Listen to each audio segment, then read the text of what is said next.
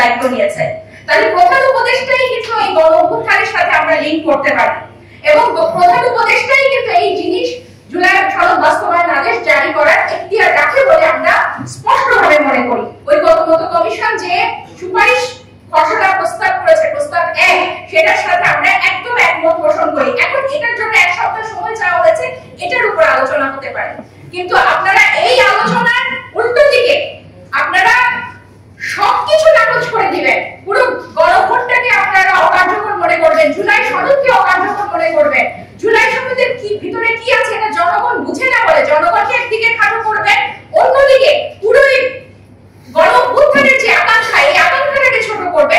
এটা একতরফা ভাবে হবে না। এটার জন্য আমরা কিন্তু আছি, আমরা লড়বো এবং আমাদের আওয়াজ জারি থাকবে। আরেকটা কথা বলি, আপনারা যে এখন দেখছেন মনোনয়ন কিন্তু সব দিকে প্রার্থীরা তালিকা দিচ্ছে। এই যদি এই জুলাই সনদে কি আছে, আমরা যে নারীদের পক্ষে এত কথা বলছি, এই জুলাই সনদে কিন্তু এই কথাটাও আছে। আপনি দেখেন রুবিনা আপা, মনিয়া আপা, আপনারা তাদের পুরনো টকশোগুলো দেখেন এবং এই পুরনো টকশোতে তারা আওয়ামী লীগকে, ফ্যাসিস্টকে সরাসরি চোর বলে বলে তারা কথা বলেছে, সাহসের পরিচয় দিয়েছে। আমরা কিন্তু তাদের যখন মনোনয়ন প্রার্থী তালিকায় তাদের নাম দেখি না, আমরা কিন্তু সেই পুরনো বন্দোবস্তের কথাই বলি। এখানে একজন কিন্তু বলেছে যে পুরুষদের ইগো হয়ে গেছে এই জুলাই সনদটা, ব্যাপারটা কিন্তু আসলেই তাই। আপনারা নিজেরা রাজনৈতিক বার্গেনিং এর টুল হিসেবে একটা জাতীয় সনদকে ব্যবহার করছেন, এটা কিন্তু আমরা হতে দিব না। এখন এই জুলাই সনদের ভিতর কি আছে মানুষ পরিষ্কার করে বোঝে। যদি 100% না বোঝে, যারা বোঝে তাদের উপরে এই গণভোটটা হবে। গণভোটের সময় কখনোই প্রায় আলোচনা করতে পারে না।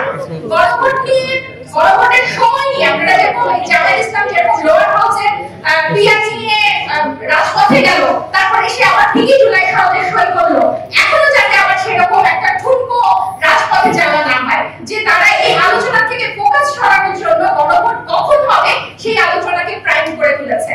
এনসিপি পরিষ্কারভাবে জানিয়েছে জুলাই সনদের আইনি ভিত্তি নিয়ে একটা সমঝোতার মাধ্যমে রাজনৈতিক দলগুলোর মধ্যে শান্তিপূর্ণভাবে জুলাই সনদের বাস্তবায়ন হবে এবং পাশাপাশি যে নির্ধারিত সময় আছে আমাদের নির্বাচনের জন্য ফেব্রুয়ারি মাসে, সেই নির্বাচনটাও হবে। এখানে কোনো ধরনের ষড়যন্ত্রের এবং কোনো ধরনের অস্থিতিশীলতার কোনো জায়গা নেই।